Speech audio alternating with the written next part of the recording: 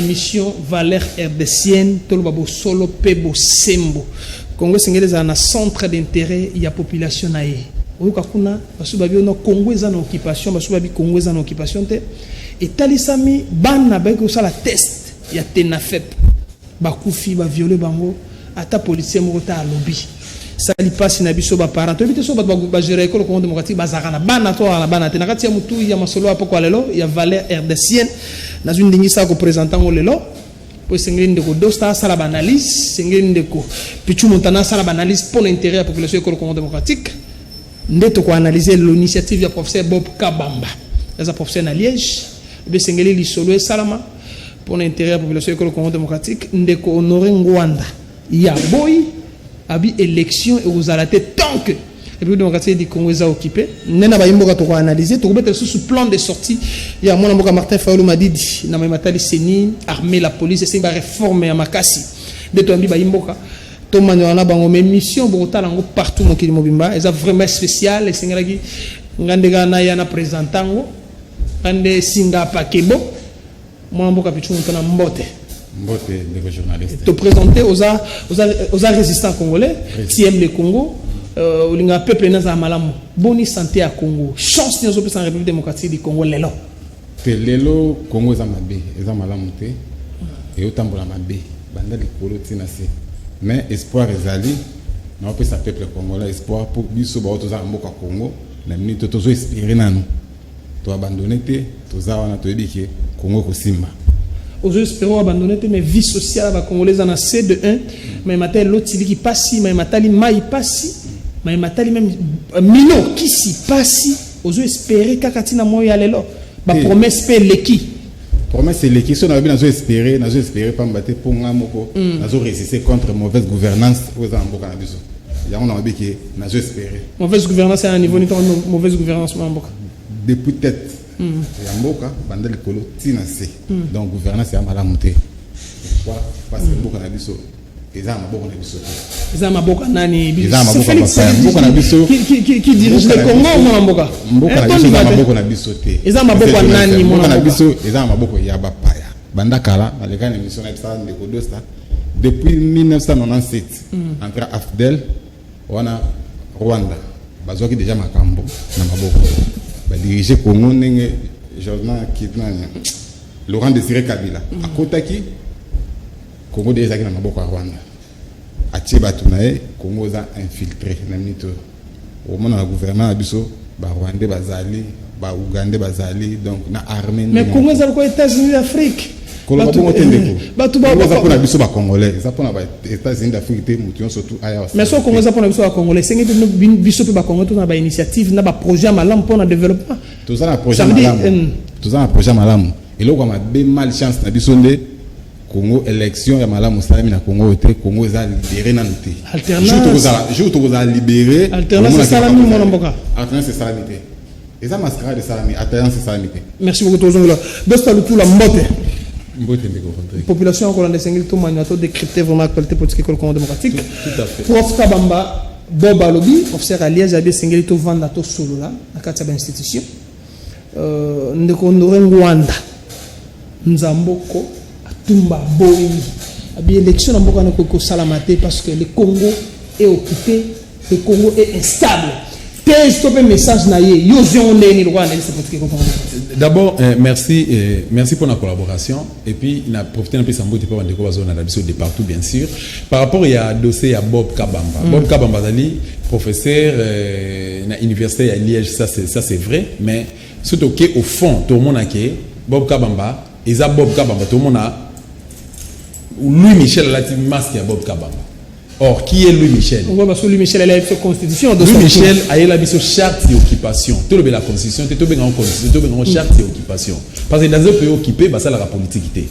Alors, il y a la charte d'occupation pour que ba piller mo cannabis littéralement, ba violer ba maman nabiso, ba bomba ba congolais, ba créer trouble na kati nabiso. Les to comme un phénomène moko bobuta tika biso unité nationale. To comme un phénomène tribalisme.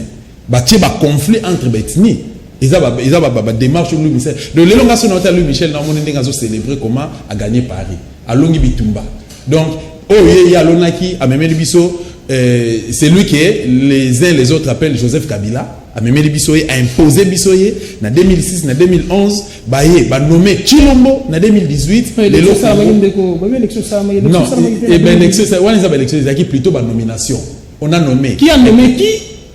Mais c'est lui que vous appelez Joseph Kabila. Il a nommé Chilombo à la tête du pays, a nommé député, 500 députés, a nommé 107 sénateurs, a nommé 26 gouverneurs et a nommé députés provinciaux. Allez-y comprendre. Comment est-ce que le pays est pendant que tout le monde a présence à Bokipa na kati ya institution. Surtout pays na présence de la République. Protocole il y a Chilombo. Il n'a jamais été congolais. Tout directeur du cabinet naïe. Aza na prison na sera la émission nationalité ya caméra za la ranine surtout que même na kati ya Lamuka Moïse Katumbi Chapwe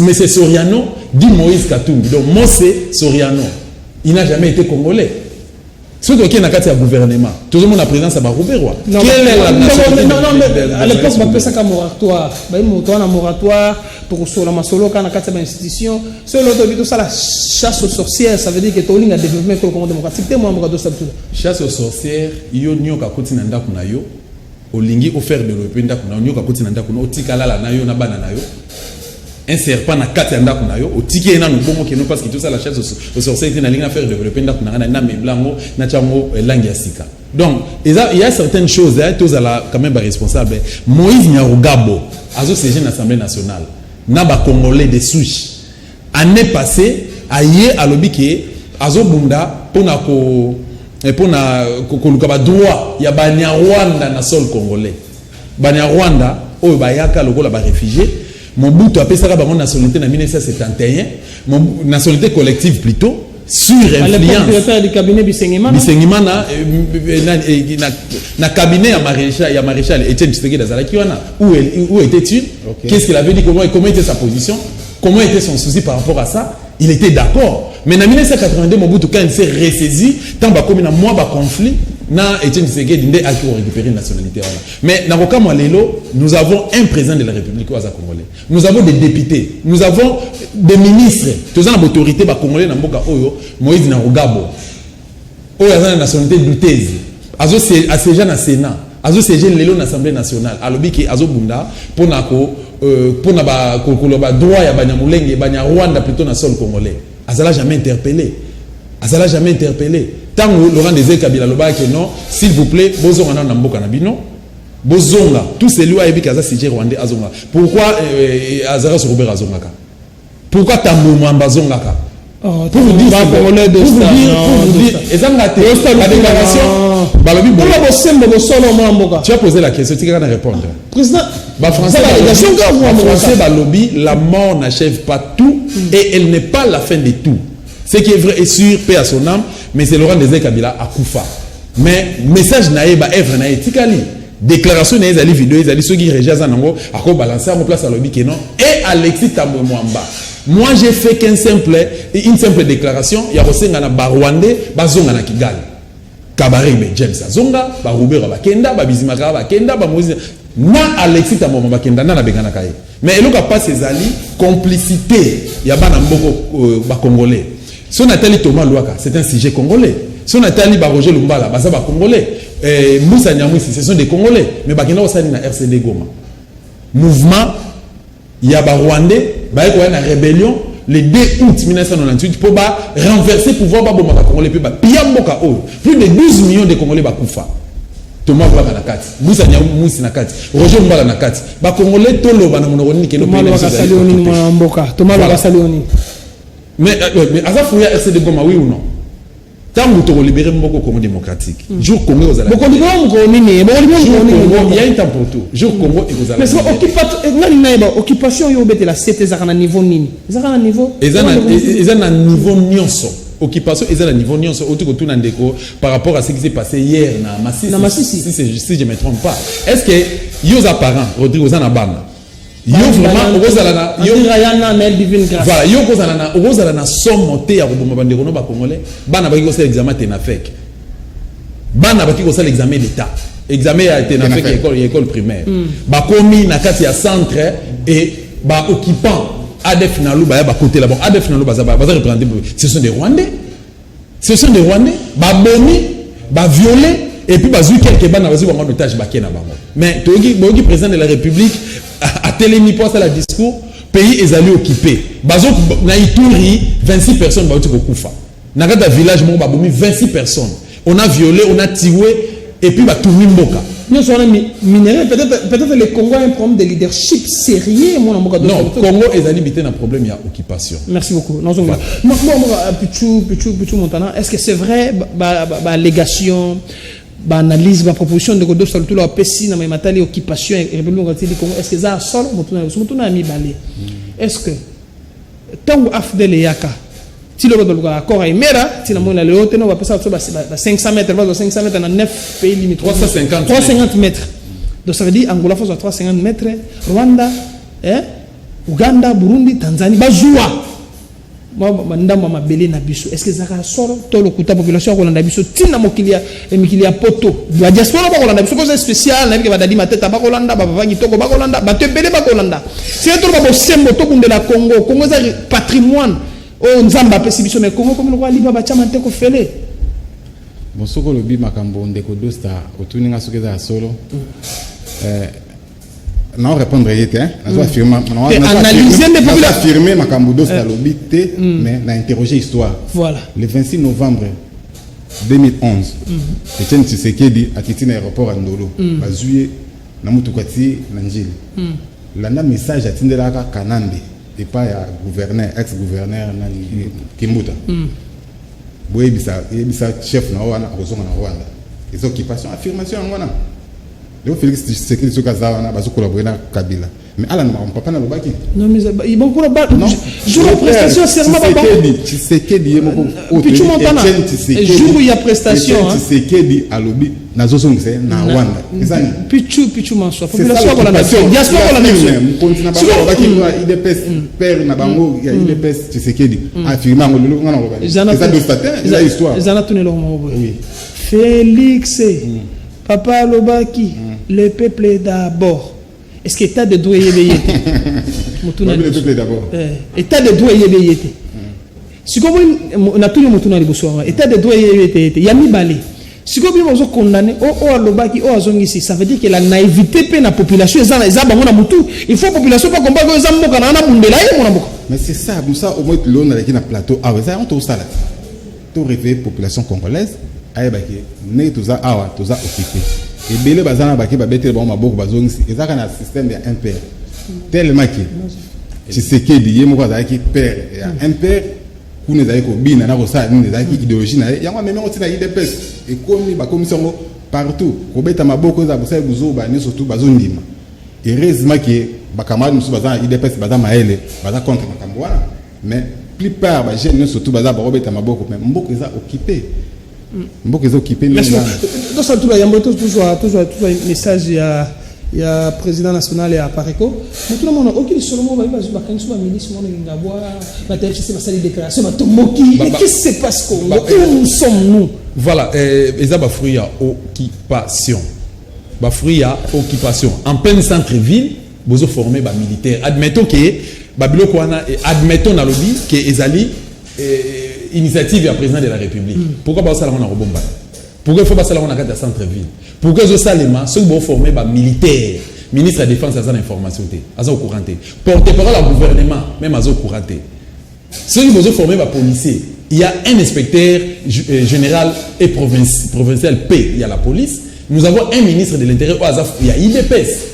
Et qu'est-ce qui fait que Batona bazo c'est la formation na bango baza sécurisé et pas la garde présidentielle. Nana gérer la garde présidentielle lelo. Et tant que police a si non halt, la garde présidentielle ba ko fait. Ba c'est l'échange des tirs et il y a eu même des victimes. Pourquoi ba lo bela yangote. Donc bref, ils ont fruit à occupation. Donc Félix a betangi 4 ya mabe les faits à Rolomana Kinshasa avant la nomination le 30 décembre 2018 à ça qui ba léa na Rwanda, à qui pas ya Museveni, à qui pas Kagame. Ah ok, qu'on pouvoir négocier pouvoir kuna baki ko suka na bakoro ya kingakati résultat yango c'est accord wana ça fait 2 ans solo do salutura ça fait 2 ans si l'autre bayamba rone tando ke non yebse biso te ke ba clause même ya accord yango yo ba lobi bo bazontu ba sali bo ça permet à la population congolaise va comprendre justement année passée Félix Azalaki na France à les gars qui na TV5 si je me trompe pas il a reconnu les accords à na Belgique à Keniki Kosala Kosenga mais c'est accord entre partenariat justement partenariat na armée royaume à Belgique. Hein, mais il a reconnu de nouveau les accords. À ça, du point de presse en Allemagne, s'il vous plaît. Batounier Babi, François Hollande, a tigi pouvoir, François Hollande, a Luka qui contacte dans le gouvernement. A Pessi, bâton de commandement et pas Emmanuel Macron. Mais comment c'est possible, Yosa toujours au chevet à M. Kabila, comment ça se justifie? Non, mais c'est parce que alors, c'est mon partenaire. C'est parce qu'il a chaque opposition va marcher les colons na yango, ba Moussamboka na bakor, ils ont violation, ils ont fruit occupation. Donc, tu reconnaître d'abord que notre pays est occupé. Si on reconnaître occupation à pays, par rapport à Papa Honoré Mbanda. Est-ce que Papa Honoré Mbanda a tort? Est-ce que Papa Honoré Mbanda a tort? De Pichu Montana a rappelé un certain 24 novembre 2011, c'est qui des histoires qui étaient sorties dans mon nom, Papa Tshisekedi. Batoune babi que no kimbuta lobi que no yo na kabela motuta au la meeting parce que pour notre population en danger té. Alobi que ne goyebisa kimbuta. Yena chef na hiérarchique na zozo que na Rwanda. Ngam na loba qui monte azali père biologique à Félix. Merci beaucoup. Tous éléments na régie à ce élément message ya président Apareko si ma to analyser sous élément là et puis tout le monde par rapport il y a koboya na élection et en République démocratique du Congo parce que occupation ezali kolandisa bana MC Mia sotoza en collaboration na yo au perception image.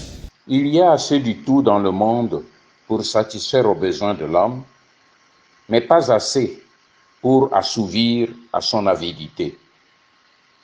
Ces paroles combien profondes de l'homme politique indien Mahatma Gandhi devraient interpeller fortement aujourd'hui toute l'élite congolaise, particulièrement sa classe politique qui souffre d'une boulimie insatiable du pouvoir, d'argent et d'honneur. Cette boulimie l'a conduit à fouler aux pieds les valeurs sacro-saintes de souveraineté, de dignité et du bien-être du peuple congolais, ainsi que les impératifs de stabilité et d'intégrité pour la République démocratique du Congo. Tout le monde sait que la classe politique congolaise aime recourir à la fantasmagorie qu'elle utilise comme son arme politique par excellence. C'est ce qui explique le tapage fait au sujet du fameux forum du haut niveau pour la réforme électorale efficiente en RDC. C'est là encore une preuve de plus que les politiciens congolais adorent gaver leur peuple avec des billevesées et des mirages. La multiplication des dialogues de pacotille est devenue leur marque de fabrique pour se frayer chacun un passage qui lui donnerait accès à la mangeoire nationale. 60 ans après l'indépendance du Congo, les prétendues élites politiques congolaises ne parviennent toujours pas à assumer le destin de leur peuple et de la nation congolaise. Elles sont encore et toujours tenues en laisse par cet éternel lobby des marionnettistes néocolonialistes belges qui tantôt leur rédigent la constitution de leur pays, tantôt leur organisent des élections bidons pour imposer au peuple congolais des marionnettes à la tête de nos institutions. Et voilà qu'à peine 2 mois seulement après la commémoration des 60 ans d'indépendance de notre pays, les prestidigitateurs de l'université de Liège débarquent à Kinshasa, tambour battant, pour rassembler comme des moutons de Panurge tous les hommes politiques congolais pour leur apprendre les voies et moyens de procéder à la réforme électorale efficiente pour la République démocratique du Congo. Je me demande sincèrement si les hommes politiques congolais sont réellement devenus amnésiques au point d'oublier que les organisateurs de ce fameux forum sont ceux-là même qui, sous l'égide d'un certain Louis Michel de triste mémoire, avaient organisé la fraude massive des élections de 2006 après avoir rédigé et imposé aux Congolais la constitution qu'ils chérissent encore aujourd'hui. Une constitution qui véhicule le virus de la balkanisation de la RDC grâce à la multiplication des provincettes qui ont pour objectif d'exacerber les conflits tribaux et grâce à l'article 217 dont se servent aujourd'hui malicieusement les différents think tanks pour justifier la thèse de la balkanisation de la République démocratique du Congo. Alors, de quelle réforme la RDC a-t-elle besoin aujourd'hui? Avons-nous besoin de la réforme de la CENI réclamée par la pseudo-opposition congolaise pour aller aux élections, mais toujours avec les institutions uniques dirigées par les occupants étrangers? Ou avons-nous besoin de la remise en cause, mieux, du rejet pur et simple des institutions uniques qui ont été imposées au peuple congolais par les puissances extérieures qui occupent systématiquement notre pays depuis plus de 2 décennies aujourd'hui? Alors que l'Église du Christ au Congo, ECC, a lancé dernièrement un appel à toute l'élite politique, scientifique et religieuse de la RDC pour réfléchir sur les menaces pressantes d'un complot international qui vise à faire disparaître notre pays de la carte du monde. Mais les politiciens congolais de la prétendue opposition, eux, préfèrent plutôt mobiliser le peuple pour ergoter au sujet des réformes de la CENI pour préparer les élections de 2023. Mais qui leur dit qu'en 2023, si nous continuons toujours dans cette voie d'inconscience et de la bêtise, qui leur dit que la RDC sera encore un État souverain en 2023? Mon inquiétude est encore plus grande lorsque j'observe le comportement de certaines organisations civiles et de certaines églises. Car, contrairement à l'Église du Christ au Congo, ECC, qui rassure par la constance de ses prises de position face à cette crise multidimensionnelle, l'Église catholique, pour ne citer qu'elle, par contre, inquiète par sa versatilité.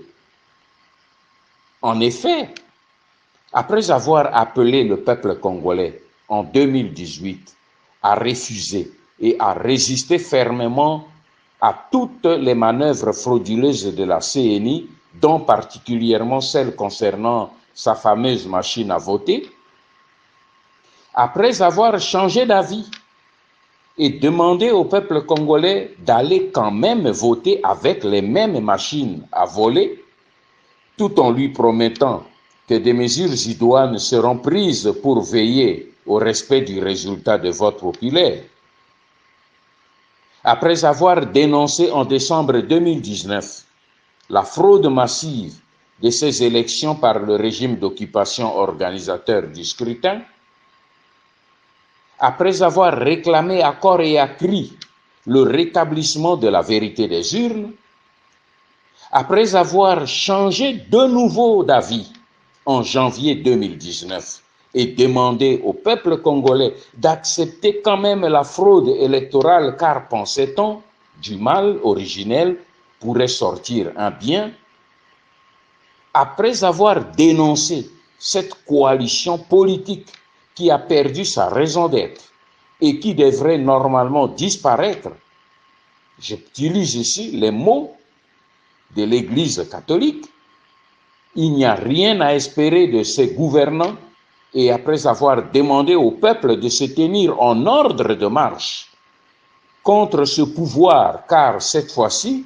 il faudra qu'il nous trouve sur son chemin Voilà qu'après toutes ces déclarations versatiles et contradictoires les unes et les autres, l'Église catholique fait de nouveau volte-face et organise avec les marionnettistes néocolonialistes de l'Université de Liège un simulacre de réforme électorale pour 2023. De qui se moque-t-on en fin de compte? Que dire alors de ces leaders politiques qui avaient promis au peuple congolais au lendemain du hold-up électoral de 2019 tantôt la vérité des urnes, tantôt la révolution populaire pour la libération de la RDC, mais qui répondent aujourd'hui comme des moutons à l'appel des lobbies marionnettistes étrangers qui veulent imposer au peuple congolais le même scénario de fraude électorale comme nous l'avons vécu en 2006, 2011 et 2018. Après avoir inauguré tambour battant la cérémonie d'ouverture des travaux de ce fameux forum, les organisateurs se sont vus contraints de stopper le déroulement des travaux faute de quorum, car les membres de la coalition au pouvoir FCC Cash ont séché les séances. Les décideurs venus de Bruxelles pour organiser ce forum ont commis l'erreur de négliger la position de l'imposteur national que nous avons, Joseph Kabila, vis-à-vis de leur initiative. En effet, le dimanche 23 août dernier, Néhémie Mwiranya, le coordonnateur du FCC, a rappelé la position de sa plateforme exprimée déjà le 29 juillet dernier, position qui refuse tout dialogue sur les réformes électorales en dehors du cadre institutionnel. Les organisateurs ont en outre négligé le silence approbateur de Félix Tshisekedi, l'allié fidèle de Joseph Kabila. Les lobbyistes de l'Université de Liège ont certainement oublié, dans leurs calculs, de considérer que l'alliance FCC Cash au pouvoir n'a aucun intérêt à s'engager dans un quelconque réforme de la CENI dont le résultat conduirait à leur faire perdre justement le contrôle de ce précieux instrument dont ils auront besoin demain pour frauder les élections et se maintenir au pouvoir en 2023. Demander à Joseph Kabila de réformer la CENI, c'est lui demander de scier la branche sur laquelle il est assis. Et demander à Félix Tshisekedi de réformer la CENI, c'est lui demander de se mettre la corde au cou et de se priver des moyens de manipuler et de frauder les élections pour tenter lui aussi de se maintenir au pouvoir en 2023. Ni l'un ni l'autre n'a intérêt à réformer la CENI. Et à ces calculs politiciens, il faut ajouter un autre paradigme important qui a déterminé la décision de la coalition FCC Cash de rejeter l'initiative de ce forum. La vérité est que la coalition au pouvoir a senti le vent de l'hostilité de la majorité du peuple congolais, particulièrement la colère de la jeunesse qui n'a pas mis des gants pour fustiger le syndrome du larbin dont souffre une grande majorité de la classe politique congolaise. Du coup, la MOUCA s'est trouvée pratiquement la seule plateforme politique qui a favorablement répondu au fameux rendez-vous des organisateurs. Et du coup, ce forum s'est transformé en un simple monologue des seuls leaders de la plateforme politique la MOUCA. Ridicule. Devant cet imbroglio politique, où le vice se mêle à la vertu, le mensonge à la vérité, la malice à la droiture, la jeunesse congolaise doit relever le défi et choisir l'excellence.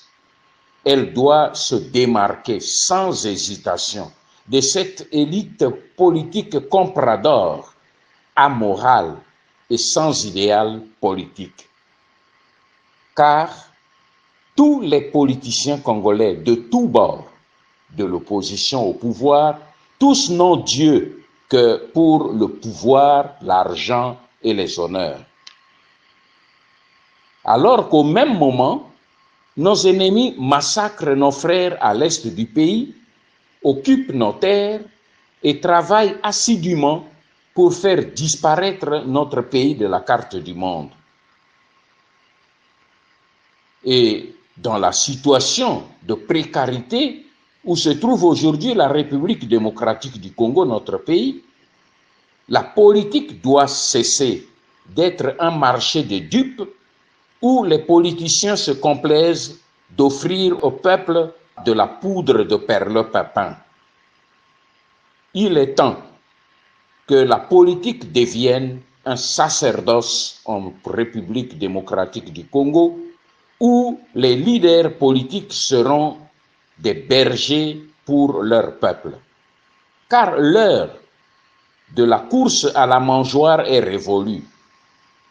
Chaque élite congolaise doit dorénavant comprendre qu'aucun intérêt privé ne saurait lui profiter à lui tout seul si nous n'arrivons pas ensemble à préserver et à sauvegarder d'abord ce que nous avons de plus sacré et de sublimissime. Je veux dire la terre de nos ancêtres. Cette terre que nous devons léguer à la postérité. Que notre Seigneur Jésus-Christ bénisse le Congo et son peuple. Donc, na émission de valeur RDCN, tombi ba imboka ekolo Congo démocratique, et le moko ya caprice techniquement mboka Pichu Montana. Ok, on aurait une élection dans la République démocratique du Congo au Salamatin, sécurité à l'est de la République démocratique du Congo. Les affaires sont tuées, les coulons sont là. Le pays n'est pas stable. Mboko zara stabilité. Mboko zara na kimiate. Tina élection et zalakate. Faut te vendre dans la biso Félix Tshisekedi président de la République. Ceux qui mboko ne commis bien, ne tout ça l'élection. Il a raison. Mboko za occupé élection ça na te. En tout cas, c'est ça l'occupation. Na o répété en awa.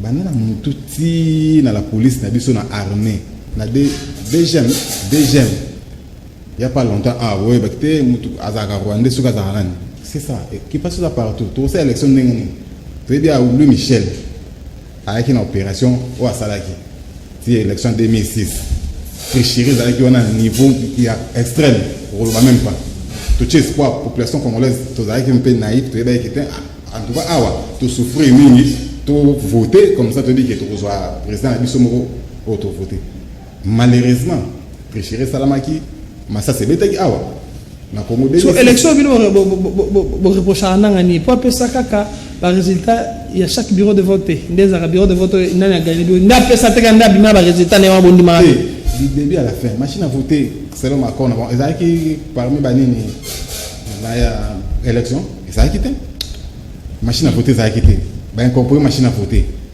ba yo tia makambu ya publication bureau de vote par publication bureau par bureau de vote et salamité tout le monde peut manœuvre non surtout au salam awa madi dié mo ko lobaki yango bi avant ba publier ba bengisa ki bango et pas kanande ba ke kosola ba loba makambu wana ki négociation pour nos pouvoir bonabo et ça va foutre yango la population de bi que élection za ngo triqué ninga ça donc élection ça m'a bien été. Merci beaucoup. Non, l'élection fait salamité. Analyse. Toi analyser ka ba message parce que tout à l'heure vidéo wana ba message na ende alobi élection mo ça meza te na République démocratique du Congo. Il y a l'insécurité, le pays n'est pas stable. So thèse na eza fondé na ni. Premièrement, message à président national et à Pareco, c'est l'homme entendement nangai parce qu'il n'a eu temps ko tanga ba ouvrage na n'a eu temps ko ya Rolanda ba conférence na n'a eu temps ya koyoka ye. Na jauger, moi je me suis dit que non. Le vieux Azan a expérience et belé. Il a l'expertise politique aza na solution pona ko si ko lamboko Congo démocratique. Alobi boye, tout se référé parce que eloko balamu ya ngo ba kopiaka. Na France, tant où bazalaki occupé par Allemand, tu as vu une histoire à Hitler, voilà. Les Français basala qui politique, les Français ba résister qui, et c'est comme ça que les vieux appellent tout citoyen congolais na carte de résistance, c'est invité ba na carte de résistance, alors que non, boya, ba enseignant, ba fonctionnaire à l'État, ba policier, ba soldat, ba élève, ba étudiant, ba maman Zango, tout le monde va médecin pour adhérer à la résistance. Ils ont résister plutôt contre l'occupation pour que tout bouté ennemi libanda péto tikala tout ça la politique. Mais pas on expérience. Joseph Kabila n'a pas d'expérience parce que ça a plus de 15 ans à pouvoir. Et les résultats. C'est la fin qui justifie les moyens. 18 ans à pouvoir. 18 ans à pouvoir. Et total état ni natiki ko. Bukangalonzo, balimno babani ya SNCC. Bukangalonzo, osolia forme Bukangalonzo. Obatika ba semi baka. Oso kendo mona bilanga Bukangalonzo. Tout ça tout on a Kinshasa non? Oso mona fruit ya Bukangalonzo. Je suis désolé. Omoni Joseph Kabila a éli biso illusion. A éli biso illusion. Ayaka na slogan na le fameux 5 chantiers. Où ensemble nesuka. Félix aye alobi ke non aye mambo zolo babo kokonyanga na bilan makasi ya Félix il kraka biliste kokonyangwa azana bilan ya azana bilan ebisinga pena na bilan o ya présenter o na nyoso kabila pasali il a gagné des élections azana laissé européen classe politique na peuple congolais lelo kokonyanga azana laissé en pesa biso je ne pense pas donc mais c'est kokonyanga et le conseil européen ça yo aux alliés congolais des souches. Il se peut que la famille peut aux bana. Si réellement aux congolais, si réellement molimo kimbango ezana yo, si réellement un jour yo kokufa aux na souci otika bana na bakoko na yo na kati ya sol congolais, il faut olonga o démissionner. Mena Kabila. O démissionner pe mena Kabila. Suspendre participation dans la scène politique tant que pays est occupé. Tout congolais to senga na ba politique nyonso. Bo bima na kati ya institution. Bon isolé, bah Rwandais, bah occupant, au monde avant bah Zabisaka, bah occupant. Donc bref, les Rwanda a totalement raison. Dans un pays occupé, bah ça la politique, bah ça la opposition, parce qu'il y a eu plus de 6 millions de morts. Parce que le pays est occupé. Tant qu'il est libéré, bon, la bisoté, ça ne sert à rien. Occupé, on a tout le niveau, ni na la police, mais autant peut-être autant à combat bah tu sais. Natangelo bamba poste à commandement na kata FARDC, na kata police, nous avons des Rwandais. Si on limite natanga bah comment on s'allie ça yo. Vous comprenez? Il y a gouvernement congolais. Félix a lobby que hier a retravaillé dans l'occupante. A lobby a retravaillé dans Bilonga Kalaté. Mais qu'est-ce qui justifie présence à Robert? Parce que bazo traité bazo fana naé na conseil des ministres. Babi Félix ndao diriger conseil des ministres. Batala na rabona Robert a fait ses rapports ba signé. Et puis il y a certaines choses comme ça Canada Félix n'a pas un mot à dire. Moïse Nyaronga on appelle ce exemple Moïse Nyaronga nationalité des années. Bizimakara nationalité des années. Surtout que même dans l'armée, dans la police. Oebi Jeannette Kabila, année passée dans l'Assemblée nationale. Non, Aza député national, un député national. Mais c'est pas grave. Aza une initiative, toute la prérogative na yo population tinda. Il y a Rwanda est comme 5e langue nationale dans RDC. Kinyarwanda est comme 5 depuis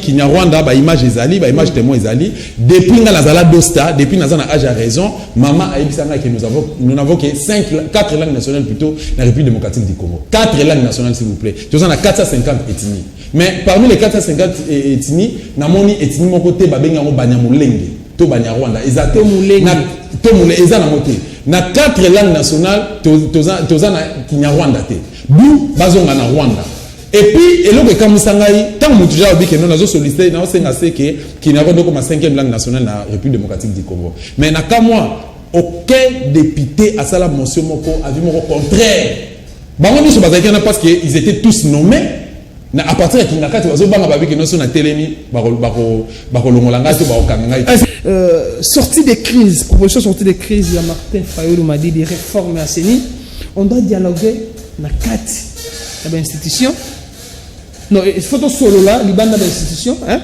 va réformer l'armée la police donc on a d'autres quelqu'un na dénoncer et puis qu'on va bosser pour l'intérêt à Congo proposition de crise ya Martin Fayulu m'a dit dosta tout là on ndeni ba le comme ça babi faut négocier la institution donc on va commencer donc on comprend absolument ce qui se passe au Congo Bon, au fait, nga za na respect mingi pa ya président Eli Martin Fayulu m'a dit na kanti akozokazo la émission oyo naba oyaye ya lamuka. Mais elonga na ko loba document ezaki signé depuis le 3 mars 2019. Ba ko modifier yango na novembre 2019, donc l'année passée. Naza pour ngeza distraction. Eza na ko pesa lisubo ki pa beki. Eza ko propulser parce que yo lobi ki oza président élu.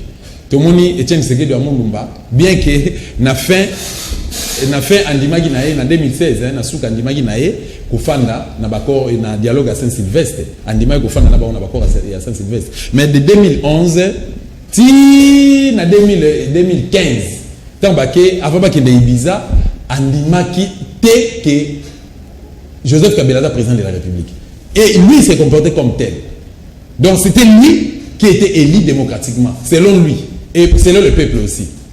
Maintenant, Martin Fayulu, dans quelques mois, il a fini par céder. Il y a Rolobake, dans l'Imbisi Félix.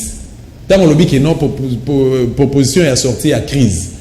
Pour procéder à dialogue, alors que la transition à 18 mois, la élection anticipée, et puis non, transition à 18 mois, ça y est, institution au conseil pour ayender à ça là, à organiser la réforme.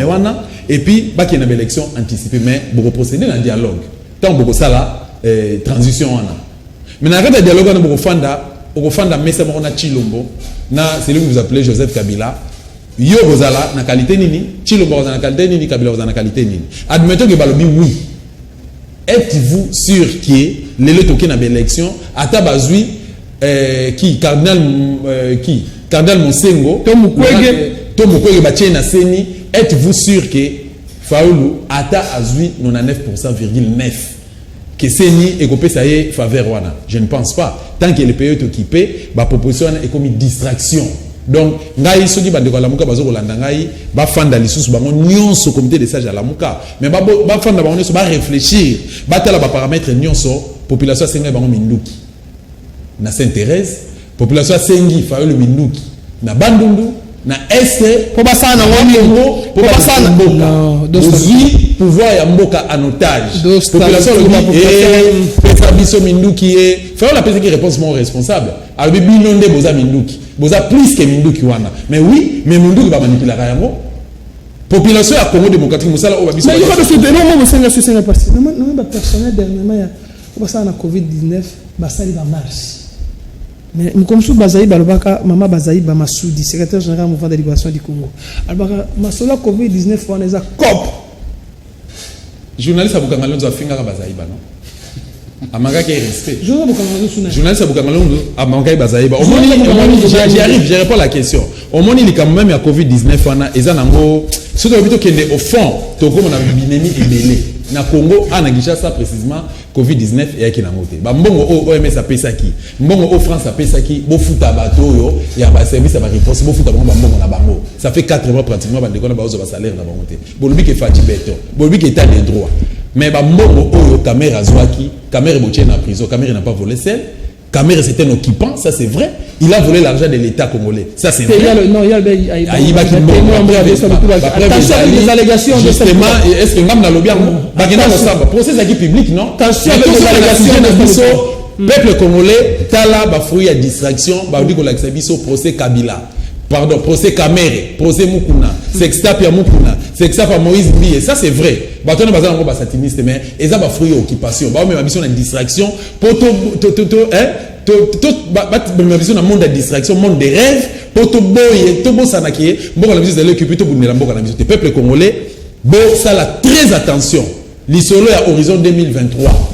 Et quoi aboutir na eloko moroté et qu'on répondre na rendez-vous mon côté peu de solo maintenant ya peuple congolais na sengi na ba politicien ceux qui réellement bolinga Congo bo démissionner na kata ba fonction na bino ministre député gouverneur général officier na faire des études dans la police yeba alors que non ozali congolais ba maman mi pupula ba étudiant ba l'aide ba yaya bo ko région de résistance to bundato le berembo. Merci beaucoup et monsieur c'est 30 secondes mamboka Pichu Motana.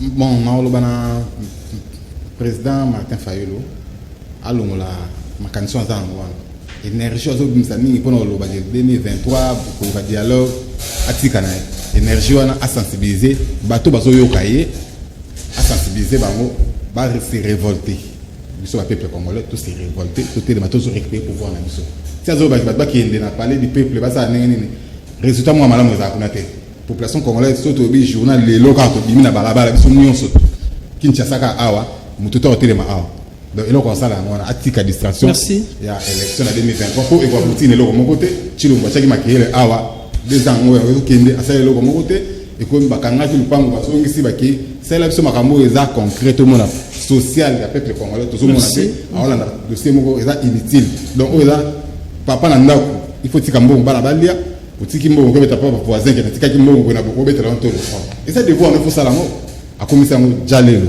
ya onto limité on a Martin Fayulu et puis pas un message dans la presse à pas Félix Président de la République. oui moka oza additionné surtout ce qui a salé que mes noir na e a luka a arranger ma ambassade na kanambe mboka na biso atikela so mboka na biso to évoluer ndete to évoluer toujours résister contre la mauvaise gouvernance na ye na ministre na bango surtout batika ko attaquer peut perdre bango tout basangani place moko. Merci beaucoup Pichu Montana.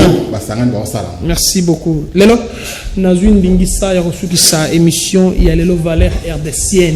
Onga singa pakebo nazoki mokumba ko présenter. To betaki CT na Maimatali proposition ya mwana mboka Martin Fayulu Madidi a sorti des crises dans le Congo démocratique. To betaki sur CT na Maimatali message ya président national ya Pareko Honoré Ngwanda. To betaki sur CT na Maimatali makanisi ya mwana mboka Bob Kabamba aza professeur na Liège na Matali forum pour na kosola kama Matali Congo. Bosebe merci beaucoup na bino sozoki lelo libako Rolanda biso bola biso de partout. Mission Valère RDCN yango to libo solo bosembo. Aba bika en vérité. Congo singeleza na centre d'intérêt to mbaye mwana mboka Dostal Tula. To mbaye mwana mboka Pichu Montana. So bosebe merci beaucoup na Mbia Mavinga. Merci beaucoup na Solembo, merci na Bibanso Kimia Yankolo na Mabota Mabino to pa mi ko